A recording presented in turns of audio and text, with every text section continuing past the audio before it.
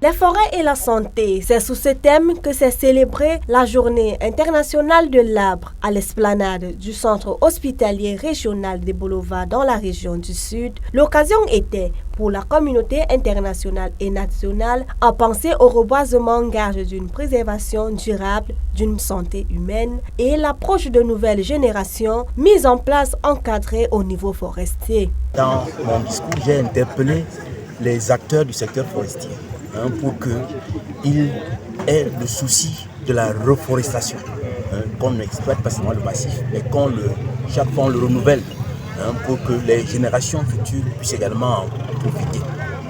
Et j'ai apprécié l'initiative de la communauté urbaine de Bolova qui a planté près de 3500 arbres fruitiers dans la ville. Vraiment, ça donne à la ville, à la région du Sud, un climat plus propice. Devant le gouverneur de la région du Sud, les responsables de forêt affirment avoir mis près de 400 plantes en terre. Aussi, le constat fait sur le Moabi du président de la République montre que l'arbre grandit normalement. Et parmi les arbres que nous avons choisis, ça n'a pas été fait au hasard. Le Bibinga, vous le savez, et de part de la racine jusqu'au feuillage, a beaucoup de vertus. Ça peut soigner l'hypertension, le paludisme et plus d'autres maladies.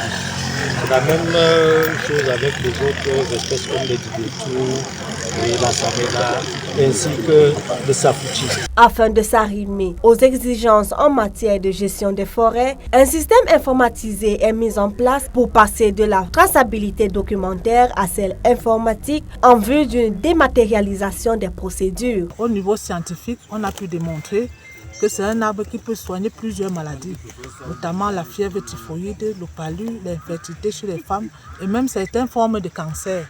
Parce que vous avez remarqué que quand les Chinois viennent même exploiter, ils recueillent tout, la sève, même tous les petits morceaux du bibinga, parce que tout est utilisé dans le bibinga, de la racine à l'écorce, au bois, qui est un bois déjà rouge, très prisé, très résistant, beau dans les travaux d'ébénisterie.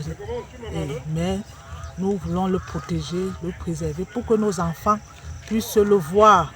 Parce qu'il tend à être rare déjà dans notre... Pour cette autre édition, il faut une complicité de certaines actions en faveur du renouvellement des ressources pour une réponse efficace, mais aussi avoir une vision cohérente intersectorielle de lutte contre les changements climatiques qui menacent la planète.